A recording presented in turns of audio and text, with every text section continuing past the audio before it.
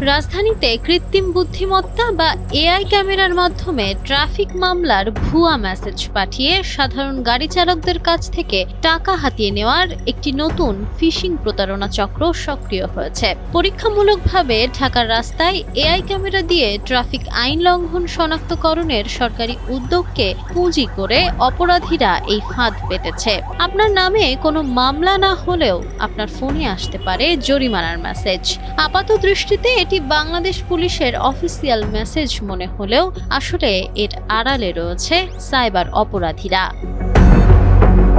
চালকদের মোবাইলে হুবহু সরকারি নোটিশের মতো টেক্সট মেসেজ পাঠানো হয়। মেসেজে দাবি করা হয় যে এআই ক্যামেরায় তাদের গাড়ি বা মোটরসাইকেলের গতিসীমা লঙ্ঘন বা আইন ভঙ্গের প্রমাণ মিলেছে এবং মামলা দেওয়া হয়েছে। মেসেজের ভেতরে জরিমানা পরিশোধের জন্য একটি লিংকে ক্লিক করতে বলা হয়। ওই লিংকে ক্লিক করলে একটি ভুয়া পেমেন্ট গেটওয়ে আসে, যেখানে ডেবিট কিংবা ক্রেডিট কার্ড বা মোবাইল ব্যাংকিং এর তথ্য দিলেই অ্যাকাউন্ট থেকে টাকা উধাও হয়ে যায়।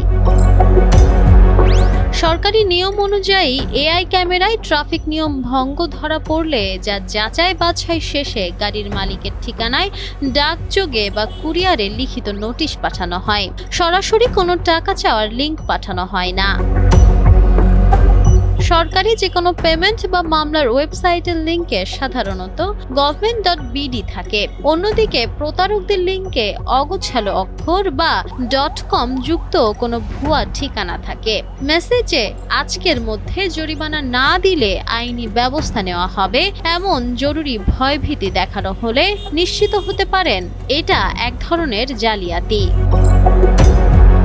Nafisa Noyal, Times today.